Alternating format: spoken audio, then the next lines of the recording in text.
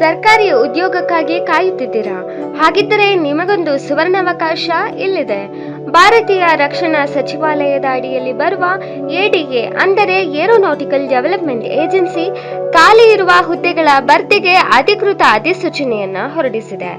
Aeronautical development ಏಜೆನ್ಸಿಯು ಭಾರತದ ವಾಯುಶಕ್ತಿಯ ಬೆನ್ನೆಲುಬಾಗಿದೆ.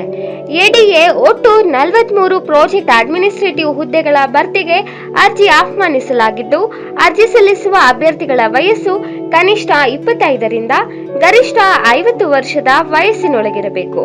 ಸರ್ಕಾರಿ ನಿಯಮದಂತೆ ರಿಸರ್ವೇಶನ್ ಕ್ಯಾಟಗರಿಗಳಿಗೆ ವಯೋಮಿತಿ ಸಡಿಲಿಕೆ ಇರುತ್ತದೆ. ಈ ಹುದ್ದೆಗಳಿಗೆ ಅರ್ಜಿ ಸಲ್ಲಿಸಲು ಅಭ್ಯರ್ಥಿಗಳು ಮಾನ್ಯತೆ ಪಡೆದ ಯಾವುದೇ ವಿಶ್ವವಿದ್ಯಾಲಯದಿಂದ ಪದವಿ ಅಥವಾ ಬಿಇ ಬಿಟೆಕ್ ವಿದ್ಯಾರ್ಹತೆ ಹೊಂದಿರಬೇಕು. ಅಭ್ಯರ್ಥಿಗಳನ್ನು ಯಾವುದೇ ಲಿಖಿತ ಪರೀಕ್ಷೆ ಇಲ್ಲದೆ ಕೇವಲ ಇಂಟರ್ವ್ಯೂ ಆಧಾರದ ಮೇಲೆ ಆಯ್ಕೆ ಮಾಡಲಾಗುತ್ತದೆ. ಅಭ್ಯರ್ಥಿಗಳಿಗೆ ಯಾವುದೇ ಅರ್ಜಿ ಶುಲ್ಕ ಇರುವುದಿಲ್ಲ. ಅರ್ಜಿ ಸಲ್ಲಿಸಲು 2025 ಡಿಸೆಂಬರ್ 29ರಿಂದ 2026 ಜನವರಿ 15 ಕೊನೆಯ ದಿನಾಂಕವಾಗಿದೆ.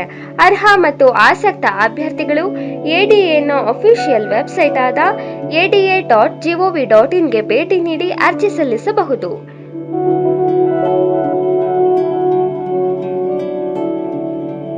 ಇದೇ ತರಹ ಹೆಚ್ಚಿನ ಮಾಹಿತಿಗಾಗಿ ಸವಾಲ್ ಟಿವಿಯನ್ನ ಸಬ್ಸ್ಕ್ರೈಬ್ ಮಾಡಿ, ಲೈಕ್ ಮಾಡಿ, ಶೇರ್ ಮಾಡಿ, ಹಾಗೆ ಬೆಲ್ ಬಟನ್ ಒತ್ತುವುದನ್ನ ಮರಿಬೇಡಿ.